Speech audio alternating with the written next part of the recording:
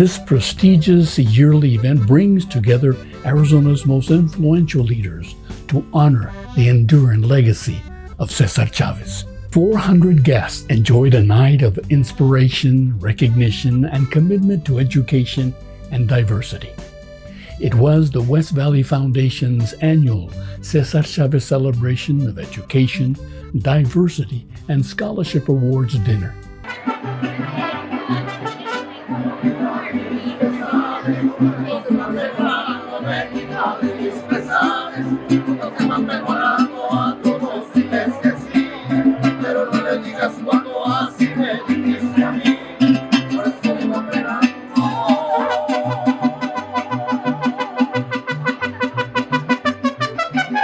For more than 20 years, the West Valley Foundation has been recognizing individuals with exceptional long-term commitment to community service, social justice advocacy, and empowerment of marginalized populations.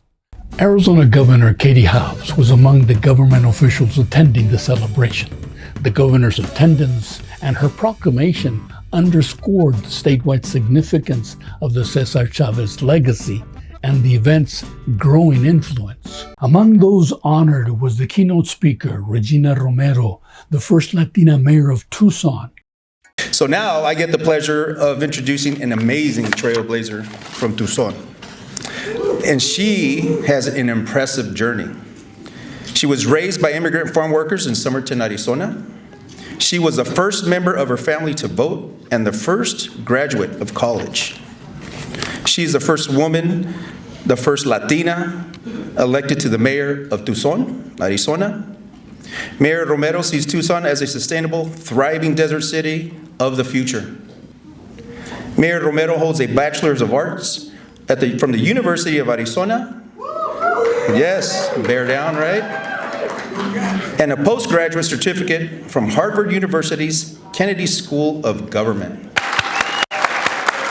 Ladies and gentlemen, our keynote speaker, Mayor Romero.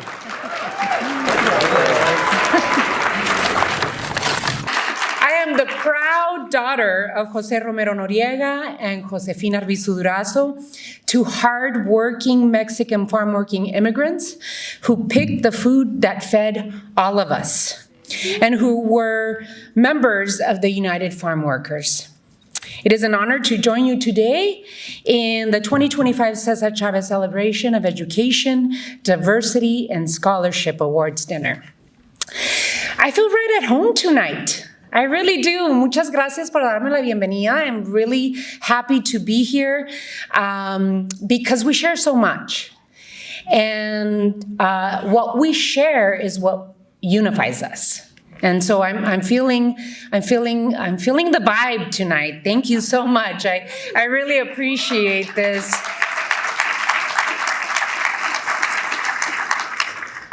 You know, my family, we have always been a labor family through and through. I believe that unions really solidify communities. And I've carried what my parents have taught me throughout my life and into my service to my community. And I know how important it is for families to have living wages, to be able to thrive, to have safe working conditions, and make sure that that we're leveling the playing field. Today, we're celebrating labor champions like Cesar Chavez, who dedicated his life and service to labor rights, justice, and dignity for all workers. His legacy, along with that of Dolores Huerta, who was a co-founder of the United Farm Workers, reminds us that the fight for fairness is never over. And we see that clearly in these times. So we honor him not just by remembering his words, but by continuing his work. His fight for workers' rights, pushing for economic justice, and ensuring that every person, no matter their background, has a fair shot at the American dream. Dolores's words still ring true today. Sí se puede. Yes, we can. Sí se puede.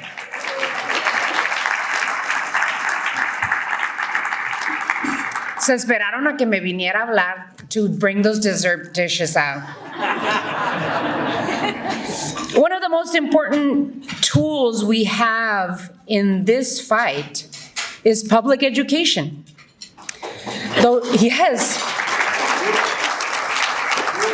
Though Cesar left school after only finishing middle school to become a full-time farm laborer, he never stopped learning and he never stopped teaching others.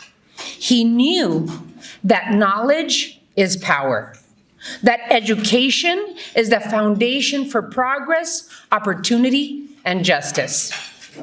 Today, extremists in the White House and Congress are attempting to erase our history, limit access to educationally, and illegally dismantle the Department of Education by eliminating Hispanic Heritage Month, fighting against the teaching of Mexican American studies, and scrubbing any mention of diversity, equity, and inclusion from their websites. These attacks are not just political, they are personal.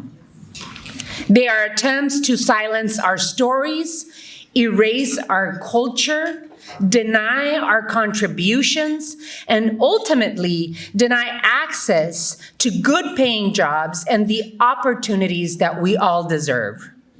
As a daughter of immigrants, I was the first in my family to graduate from college and the first to vote. My own journey from growing up in Somerton, Arizona, to becoming the first Chicana mayor of Tucson was made possible through public education and access to a public land-grant university. Education, you see, is the great equalizer. Everything that Cesar Chavez fought for, dignity, justice, equality, and opportunity for all workers, is under attack.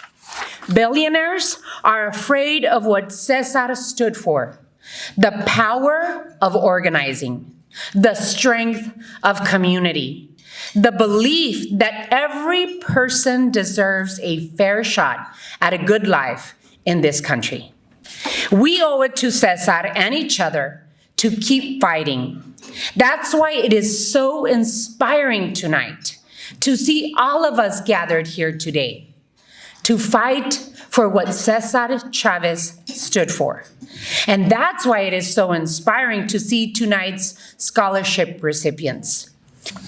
When we uplift each other, we build a community where everyone has a chance to succeed.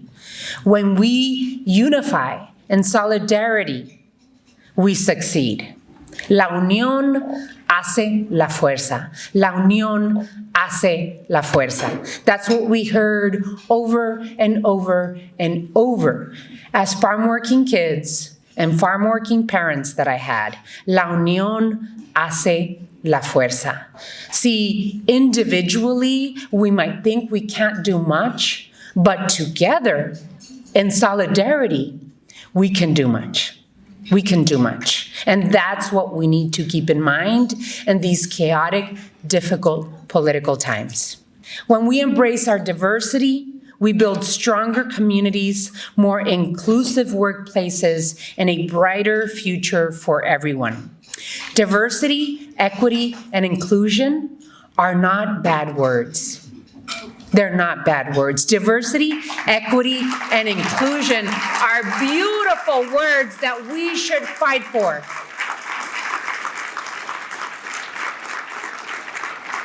So as Tucson's first woman mayor, I stand on the shoulders of those who fought for inclusion and justice, como mi mamá, my tías, my hermanas, and a hero of mine, Dolores Huerta, and Raúl Grijalva. And finally, we honor the legacy of Cesar Chavez, not just by remembering his work, but by continuing his work. Thank you for having me here tonight, and let's continue to carry forward in the spirit of Cesar Chavez and Dolores Huerta in everything we do. Muchísimas gracias.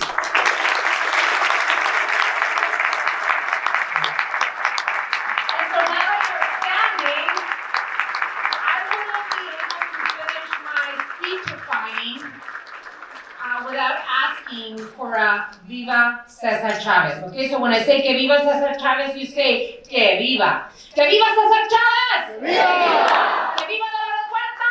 Que viva! Que viva la Unión! Que viva! ¡Sí se puede!